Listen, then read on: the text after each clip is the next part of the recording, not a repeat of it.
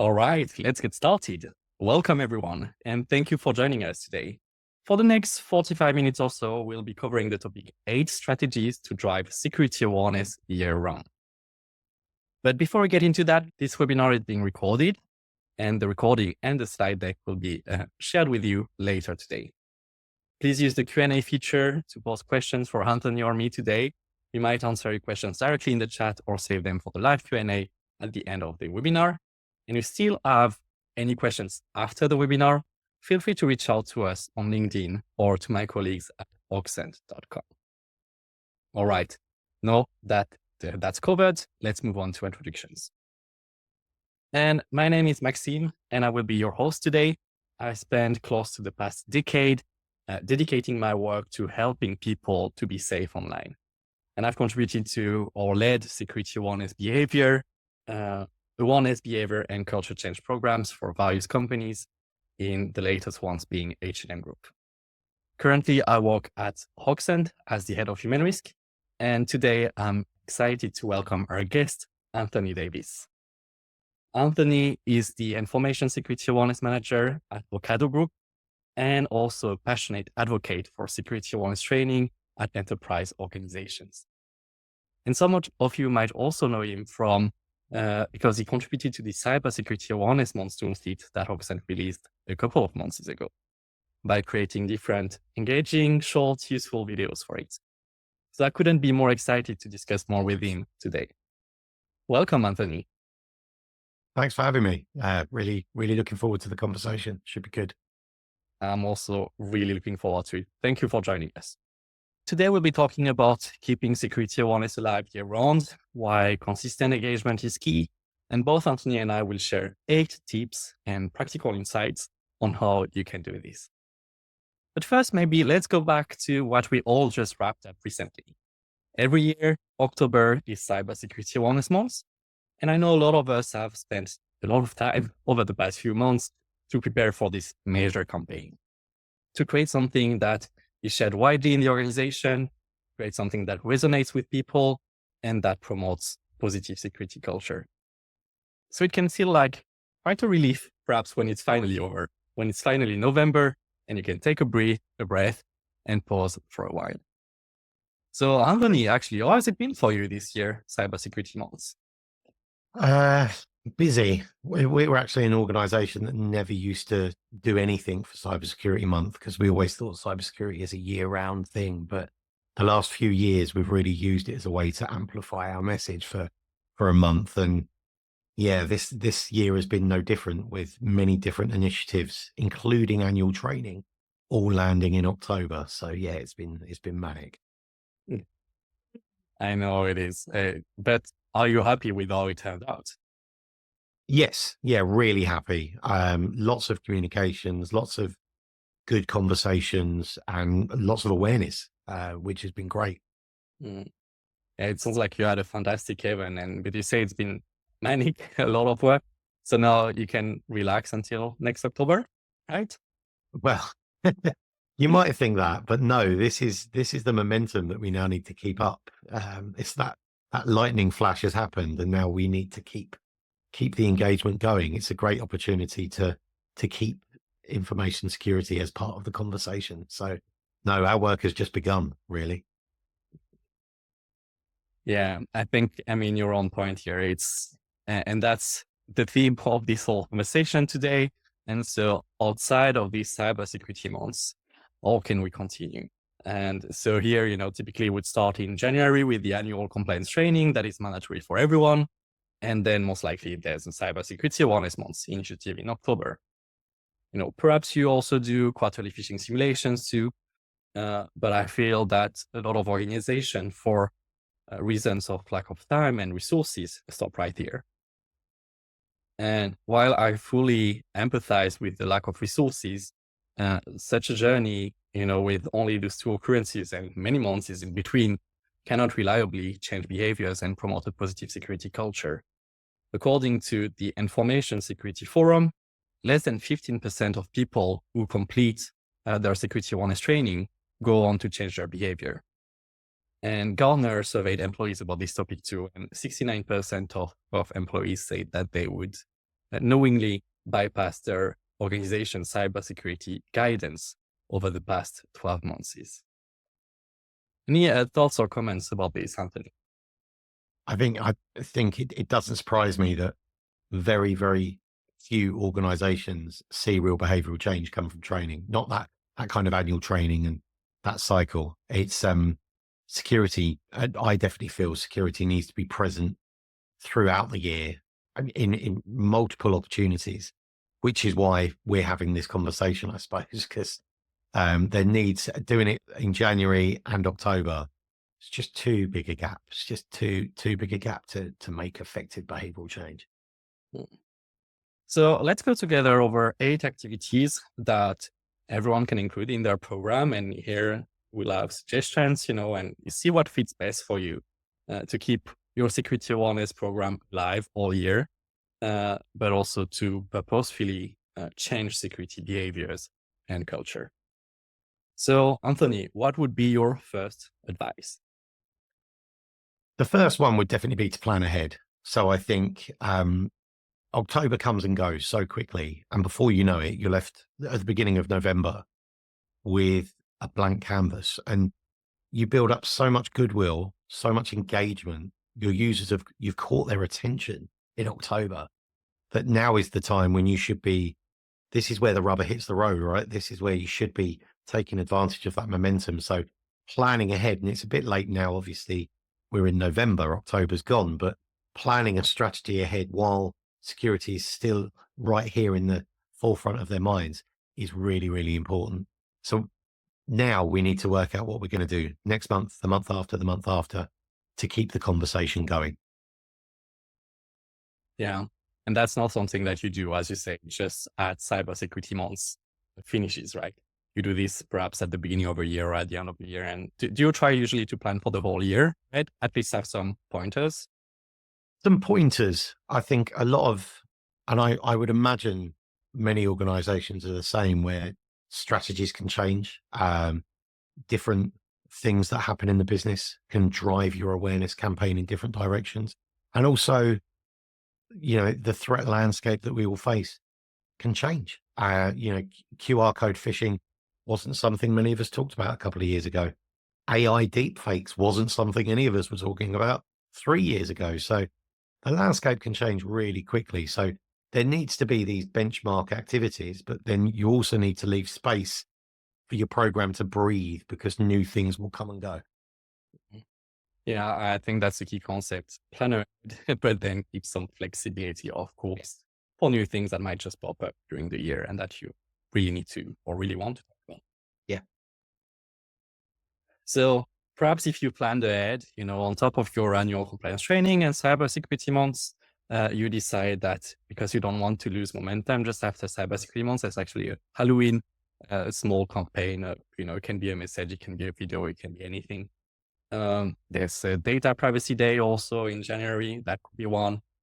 Passwords and MFA is usually a big topic for organizations. So perhaps you want to have a focus on this specific topic, this specific risk in cybersecurity, or also secure travel tips before summer holidays. So it's just some examples here, but it just wanted to show that means that it's all along the year, and it can be timely, like linked to an event like Halloween and summer holidays, or it can be based on risks, and what is the top risks that you see in the organization and the ones you want to focus on. These are definitely activities that we've leveraged. So Cybersecurity Month, we build up to a traditional Halloween engagement. We always have a little Halloween catch-all that lightens the mood and gets people talking, and that is interesting. Data Privacy Day is another one that we take advantage of. We previously worked with our data privacy team and helped elevate their message to our audience, because we've obviously got combined interests in that. So, and summer holidays, again, is another one. There's lots of messaging around secure travel, and if people are working from anywhere, which happens quite a lot during the summer as well, how to work securely whilst remote is another really important message, because it's a different threat to just working from home. So it's the travel thing is definitely important. So yeah, they're all things that we've leveraged in my organization over the year. it's great to have your experience and know the kind of activities that you've done here. I can also, like, data privacy is one that we've always done, for example, in my previous organizations, even though it was a different team, actually formally responsible for data privacy, but the topics are so interlinked, between cybersecurity and data privacy in the head of people, it's kind of the same. So it makes sense to have it in the same plan. But Anthony, what's your next advice? So the one thing that's on my mind right now at this time of year is a culture study. We used to call it an awareness survey, but we've since changed it to an information security culture study. And this is really important because it gives us an opportunity. Essentially, it's a series of questions that we ask our employees. It's completely anonymous. And they're questions to assess their attitude towards security and also their behaviors. So we can ask questions like, how confident are you in recognizing if data is restricted, classified, internal or external? We ask questions around, do you ever share data using an unapproved third-party file sharing service? Have you used AI with corporate data is a question we've asked previously. And because it's anonymous, people feel a little more open to answering. We've had questions around, is there a time when you have knowingly worked against policy or where policy has not fitted your actual behavior? And we've then asked them, can you describe that time? And the feedback we've got from open questions that complement the yes, no, maybe questions, the feedback we've got from those open questions has been brilliant, because that's where the real meat is, right? That's where, oh, okay, this process is broken. Oh, someone's used it because of this. We can introduce an exceptions policy, or we had one around external storage that identified users needed to use SD cards because we had 3D printers in the business. So they needed to use external storage to access that. So we needed to introduce an exception rule. So there's lots of value to be had from a culture study. We get really good engagement and even better engagement when you dangle a carrot, when you enter a prize draw to win something at the end. And the responses we get are great. And the other benefit is that it can help define where your awareness program needs to go over the next 12 months. So if you ask for business areas, it could be that legal, and I'm just plucking this out of the air, it could be that legal don't share documents very well. So we need to do some enhanced training in legal to show them the right way to share documents. So there's many, many things that a well put together culture study can help inform you and measure change, which is good. Yeah. If I recap, so you do a culture study where you ask about both about behaviors and about attitudes. And the two main benefits that you found, right, is that, I mean, first you can see perhaps what are some gaps in your organization, like where there are lower behavior adoption in the organization, or which risk has a lower behavior adoption. And then the second thing that I really liked is that you mentioned that it's also a way to hear about if something is kind of broken, doesn't work, and find out about this and improve the process, improve the solution for people. Yeah, Like, completely. yeah. It's kind of like it's almost like a behavior and policy amnesty. Tell us where policy and process don't go together well, and tell us where your behaviors in the business aren't secure, so we can work with you to try and make them secure. And because there's no names associated to the responses, so no one knows it's me that's answered, the responses we get do feel very honest. They're the type of thing that you wouldn't necessarily see posted on Slack, for example. So it's people do feel that they can be more honest with a culture study and open questions. Yeah, but I feel you still need a good psychological safety in the organization to have these honest answers. Yes. We'll talk more about this in our discussion today. Actually, our opening question in the culture study is information security is, I think it's something like information security is all of our jobs. And then it's strongly agree or disagree. So straight away, the opening question defines whether or not users feel that they're responsible for security or someone else is responsible for security. which I think it sets it off on a nice tone. Yeah, 100%. And do you do it at the same time every year to be kind of, I feel that that would help to be able to compare results and see trends if you make sure that you have it at around the same period every year. It's an interesting thing. We do it at the same time every year. I have often wondered whether sentiment would be different because we do it in December. I've often wondered whether Christmas will affect the results and whether a more relaxed time of year will change that. But in an ideal world, I suppose, we'd do it 2 or 3 times a year, smaller chunks. But then I think it's a I'm pretty sure engagement would drop if we asked people to answer these questions 2 or 3 times a year. So, yeah, at the moment we ask it every December, but bearing in mind that it is a point in time view. Mm. Yeah,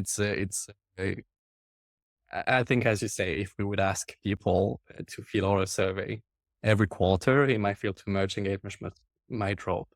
But it depends also how it's done. If you have a very short ones that you manage to integrate in the flow of something else, then it will be possible. But Another option might be that you have a mechanism to put them on a corporate comms. If your internal comms are sending out a newsletter every couple of weeks, maybe you can put a question every couple of weeks, and that'll give you 24 opportunities a year to ask a question. That might be something that could leverage. And related actually to frequency, that's our next tip. Deliver frequent micro-training moments. And of course here, it means it's linked to what we talked about before, not having only something once or twice a year, but making sure that we actually speak about cybersecurity regularly in short bursts. So on the next slide, actually, what we see here is research that Hoxant has done, where we've tried different frequency of training actually for different groups of people. And you can see on the left side, people who have received micro trainings on a bi-weekly basis every other week, on a monthly basis in the middle, and on a quarterly basis on the right side. And people who receive phishing simulations and those micro learnings on a bi-weekly basis, they achieve the best results by quite far. On average over a year, 44% of success. So that's reporting the phishing emails, getting the quiz correct at the end of the micro learning, 44% of miss and 3% of fail. While for monthly, you have lower success, and quarterly, you have even much, much lower success. So report rate and success in quizzes, and more people actually miss. So the quarterly frequency, actually, what I've observed is that it doesn't make much of a difference, to be honest, to do something quarterly or not do anything at all. Unfortunately, it doesn't make so much of a difference. But the bi-weekly frequency works very well. And you'll be forgiven to think that people would get tired and bored or annoyed by receiving things every other week. But here again, we have some data. We do measure at Hoxant the end user satisfaction by asking them if they would recommend Hoxant. And it turns out that the people who are on a bi-weekly frequency are more likely to recommend and less likely to not recommend Hoxant than those that are on a monthly frequency. So their NPS, their net promoter score, is 5 times higher actually than the monthly ones. They truly enjoy the training. And this is both for the phishing simulations, but for micro learning that can be about any other topic. That's what happens when you report a phishing simulation actually, or you click on a phishing simulation with Hoxant, you also get micro learning moment that lasts just a minute, and it can be about anything. But because it's just a minute and it starts in the employee's mailbox, it kind of fits in the flow of work. You're reading your emails in the morning and you report or you click on an email. You just have this micro learning of 1 minute. People don't feel disturbed like they need to take a 10, 20, or even 45-minute break for a security training. In this manner, the training feels much more seamless and more like a nice reminder that keeps security top of mind. What do you think, Anthony, here? What's the kind of frequency of training that you try to have at Ocado? So we simulated phishing is every 2 weeks. Users will receive a simulated phishing email. More importantly for that is we send a internal newsletter, a security newsletter every 2 weeks to all employees, telling them how security is relevant to them, telling them stories from the news, changes in the business. And the engagement on it is brilliant. It's pitched so it's nice and accessible. The conversational tone is accessible. And we've done that for many, many years, every 2 weeks, 20 to 24 issues a year. And yeah, it's proved really, really successful. So I'm a full advocate for bi-weekly without a doubt. I think if quarterly, you may as well not even bother, because you're not going to lodge any behavioral messaging in someone's head if you're just messaging them once every 3 months. The impact is going to be so minimal. The cadence on bi-weekly feels like, when you look at it from the outside, I could understand some people probably watching this are going, I can't send something every 2 weeks. That's far too much. But actually, if you pitch it right, you tell a good story and it's engaging and it adds value, you're not asking for a lot of their time. So I think 2 weeks is bi-weekly is perfect. Absolutely perfect. Mm. And I can also hear people thinking that not only it takes potentially a lot of time of people, but also their own time, in the security team. Can I actually do something every other week, right? And I mean, of course, there needs to be a lot of automation in play, outsourcing of some activities, perhaps to a partner or solution to be able to do this. I think a lot of people cannot, or a lot of organizations cannot do fully a bi-weekly frequency on their own. I think so. I mean, it's not, to get it all set up and to get into the mindset of doing something bi-weekly, it is a change of mindset. And there is time, you have to put aside time to do it. But the value versus effort, the value far outweighs the effort. Just having that constant opportunity to engage and keep at the front of mind is so important. And so on the screen here, you can see, all the simulations and micro learning actually. So it feels like a lot, but what you can see here is that then, it's really a continuous program where you get this reminder every week. What would be your next tip, Anthony? My next tip would be to probably inform yourself from things you see in the real world, and real world security incidents that you see elsewhere, but also real world events. You can bring them to your campaign to make it relevant and tell good stories. That's something I do, both in the news, but also to your business. So if you've got an operations function that is dealing with the front line of security incidents, tell their stories, the things they're seeing. Let your workforce know the type of thing that's knocking on the door, because then you can educate them. And then when it's brought to the door and it's relevant to them, it makes it all the more real and all the more engaging. Yeah, I love what you're saying. I have exactly the same. That's usually what I say also, that it makes things real to see that it happens. It happens in our company and we're transparent about it, and even if you can have people, it can be the security team, but even if you can have someone actually who was part of the incident, who's not part of the security team, who can talk about it in their perspective, what they felt when things happened, how they reacted, what they would do next time, makes things much more relatable. Yeah, absolutely. Well, if an incident happens at one of your competitors, it's really great because it's relatable, right? Because people can go, oh, if that happened to us, this would happen. So that's one thing. But when it actually is someone in this team received this email, here's what would have happened if they'd have clicked or downloaded or visited this website, that makes it all the more real because it was so close to happening. And then you can reinforce the positive behaviors around that. But it didn't happen because they reported it to us. We were able to stop the attack because our tooling that you all complain about actually did a really good job at stopping an attack. So, people often moan about antivirus and, web blockers and stuff, but actually you can use a tool like this to help raise their profile as well. So, yeah, it's a great opportunity to, again, reinforce what users should do and strengthen the brand, your InfoSec brand, and why you're here and why you're doing good. It's a great opportunity, many things. And that's a great idea, Anthony. And I think especially also what you said that about um, what people can do about it, what people can do for this not to happen. It's not just about, of course, this happened or could have happened, but what you can do to prevent it and making people realize that they have the opportunity to have that impact. Yeah.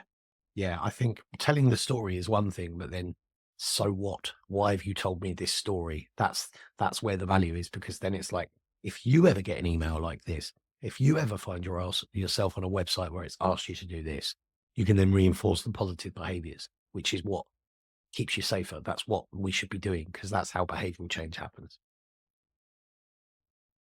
Uh, so far, we talked mostly about company-wide initiatives, such as the annual compliance training, the culture study, perhaps doing a global communication campaign about a real-world incident.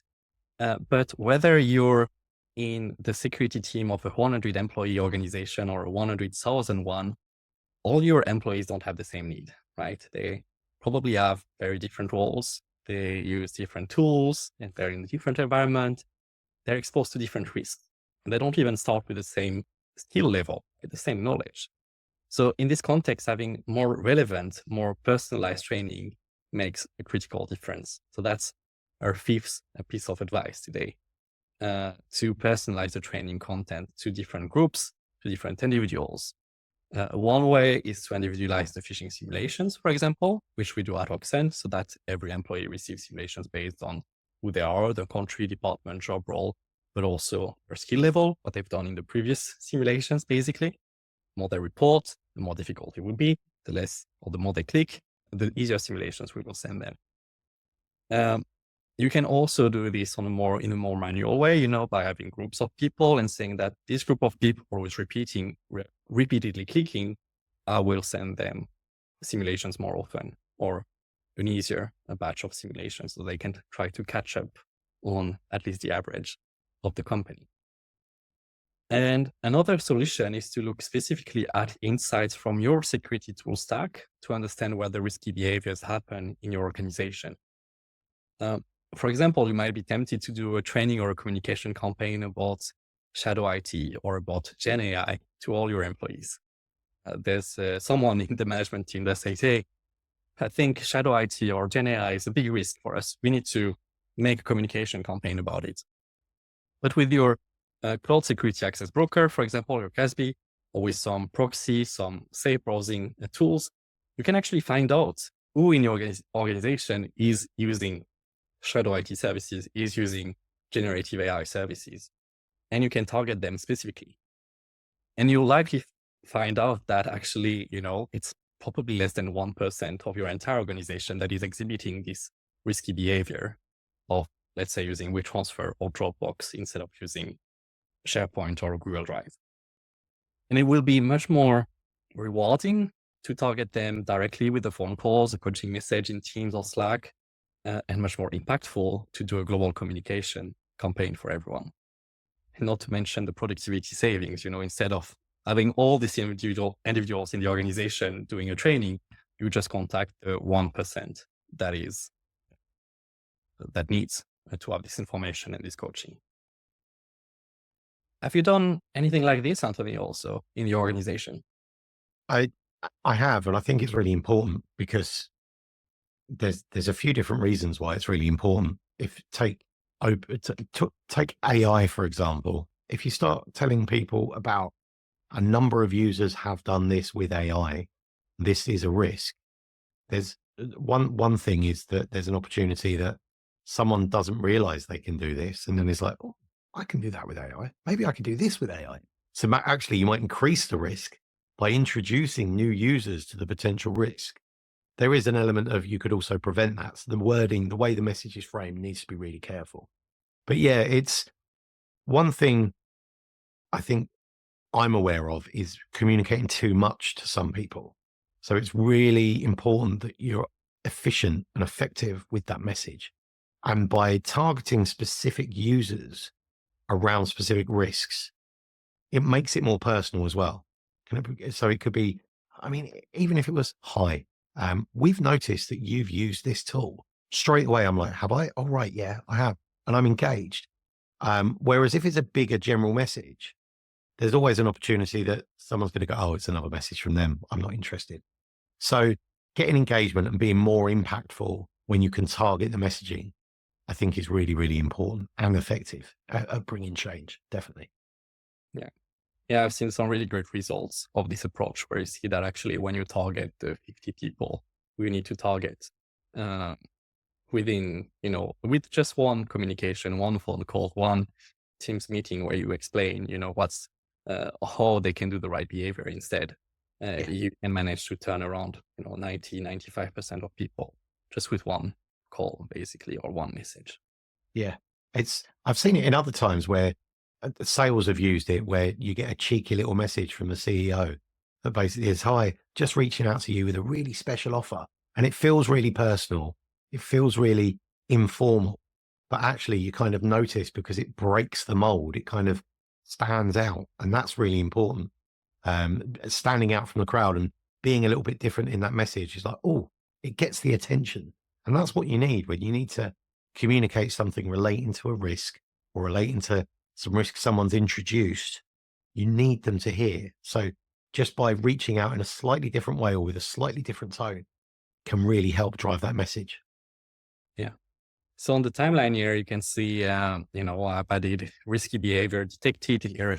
Use another example. I use the file shared with personal email example. Maybe a behavior that you don't want to see and that you've monitored, and you can have a specific coaching message to do. And then there's also role-based training, actually, that we didn't mention. But of course, you might want to have specific training for specific roles, for your developers, for your IT admins, for your finance team, for your middle manager or top managers. And so that can be that, someone changes role actually during their year. And when they change role, they automatically, get the right training for their new role. That's something to take into account too. Next advice, I think it's around branding. Anthony, what was your advice here? So my advice, and this is a tricky one for some people, but I think it's hugely important that your security function has its own identity. It's something I would be a strong advocate of anywhere I go. So building an internal brand for your InfoSec function. And what does a brand look like can differ to different functions. So it could be the whole logo, colors, slide decks, fonts. It could be the full works, or it could just be colors on meat backgrounds. There's numerous branding opportunities that come across. But why it's important is that if you build up that brand, then the minute someone sees the colors or the font, they can associate it with your messaging, which means if you've got good engagement, they'll engage. And it makes communication easier because they become a trusted friend. And the minute they say, oh, that's InfoSec, I'm going to pay attention. And one thing, I think I've got it here. This book is a good example of this, which is called Show Your Work by Austin Kleon. And it's a really good example of where you should be proud of what you do, shout it loudly and proudly to everyone that will listen. And that's what you need to do with your security messaging in your business, really. Build your brand, make people so they don't see you as the department of no, they see you as the department of no problem. You're there to help users be aware of the risks. Sometimes you have to say no, obviously, but a lot of the time you're there just to make them aware of the risks and help them on their way. And I think it's really important that the perception of InfoSec, you want them to come on this journey with you. So it's really important that they see you as a trusted friend, and building your brand is a great way to do that. Yeah, and I've seen the power of this, honestly, in organizations. I've described the security awareness function as a PR and marketing team for InfoSec previously. And it's not completely, but it's kind of, we're kind of managing the image, the visibility, the message that we bring out. We wouldn't make great analysts. We wouldn't make great security engineers. What we're good at is communicating. So we'll leave you to analyze and engineer, leave us to help you with the communication. Come to us. If we need something built, we'll ask you. If you need something communicated, come and ask us, because that's what we're good at and that's what we love and that's what we enjoy.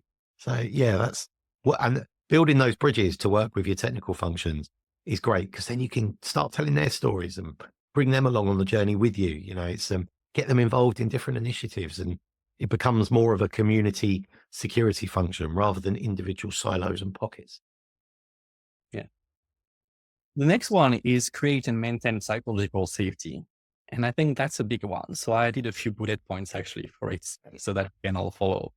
First, what is psychological safety? Psychological safety is a climate where people are comfortable expressing and being themselves. And more specifically, I would say they feel comfortable sharing concerns and sharing mistakes without fear of embarrassment or of retribution. So in a psychological safe environment, team members believe that it's acceptable to express ideas and concerns, to admit their mistakes, and to even openly disagree and ask questions without fear of punitive consequences. On the other end, when the psychological safety is lacking, there's a fear of judgment that leads to situations where people just do not ask questions, do not admit mistakes, do not report incidents. And you see where I'm coming with this. When it's no, where people don't report incidents, that's why it's important in cybersecurity.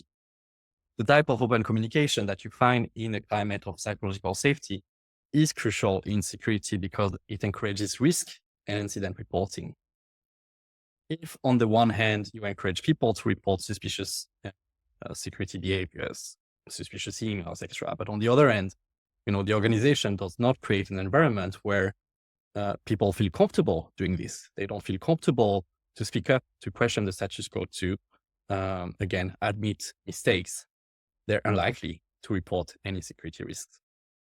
Or even if they do end up being reported, it might take a longer time. They might be reported too late. So the entire security team must think about creating a psychological safe environment all year round, I think. Again, with this example of you've had like a fantastic Cybersecurity Awareness Month, but then, you do something the next day that changes everything with a communication where you break that psychological safety, saying that you're going to block something. Another example here would be to fire people actually for making a security mistake, even if it was purely unintentional.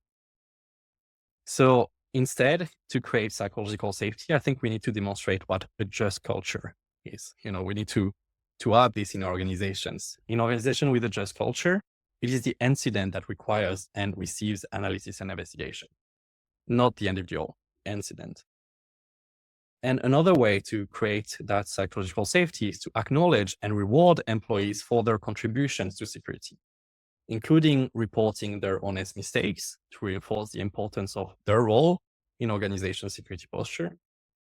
And, in that sense, for the reward, we should never underestimate the power of receiving a personal message from leadership, for example, that express gratitude for doing the right thing and keeping the company safe. There's much more to learn about this in the book, The Fearless Organization from Admi and Monson. She also had a TED Talk on the topic if you want to get the summary in 15 minutes. And I think they're great resources in cybersecurity. I think this can't be underestimated. This is really important. I've known of organizations in the past that have disciplined people for failing simulated phishing campaigns, and it's not the kind of organization I would probably want to work in. But it's so important that people have confidence to work with you. People will hide stuff. People will not want to come forward when they see something that doesn't look right. It's really important that we all build faith in the security function, that people can come to you with confidence.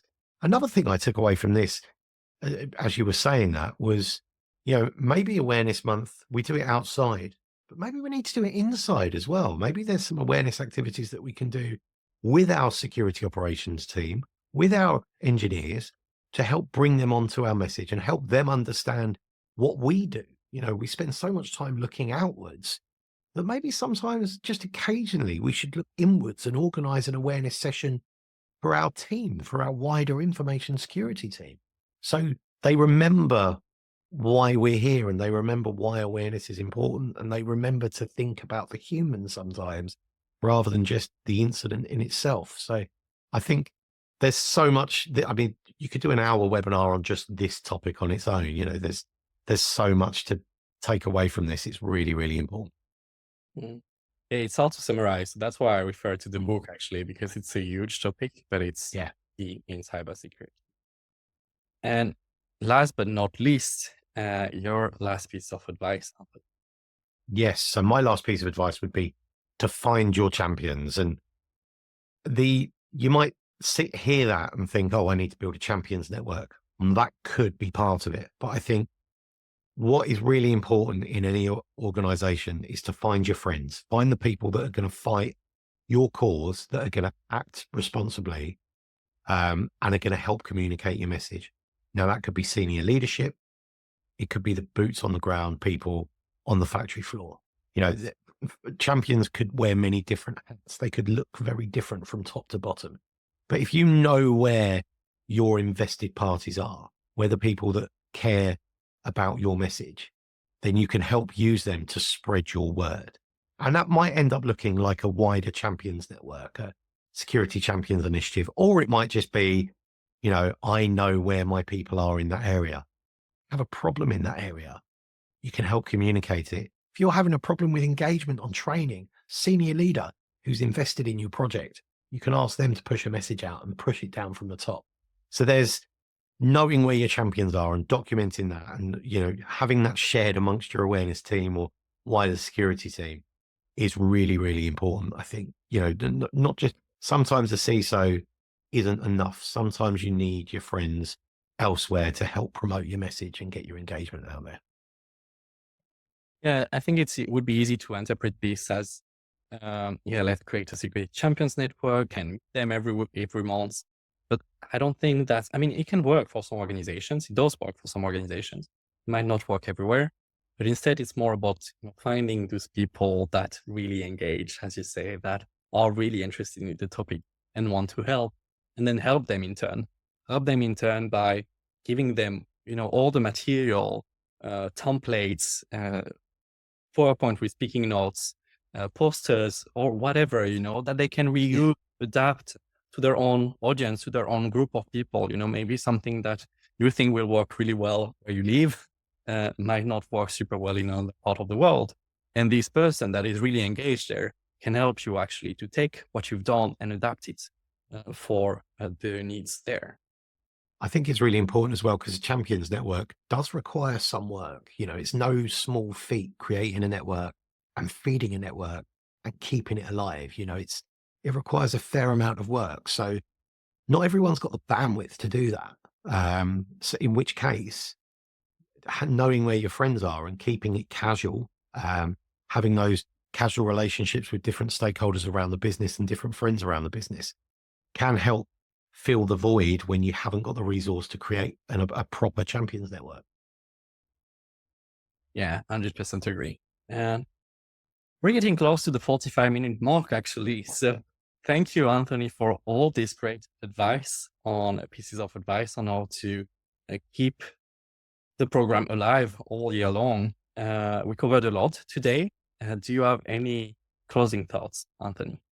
Um, I think the one thing that has served me well is I suppose you could describe it as disrupt politely. So stand out in any organization. There's a lot of communication, there's a lot of conversation, and finding your voice and then keeping that voice, but doing just enough to stand out from the rest, being different enough to stand out and get noticed, but in the right way, I think is what served me well. So yeah, I would say be a bit bold, be brave occasionally, and you know, test it with some friends, some champions if you're not sure.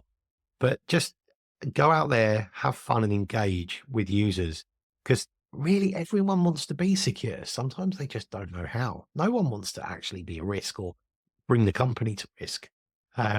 They just might not be aware how to do it properly, and it's not always difficult. So just communicate with them in a nice, friendly, accessible tone. I think there's a lot there. That wasn't really a simple closing thought, but yeah, it gets it. Engage simply, be bold, be brave, stand out. I love this. Be bold.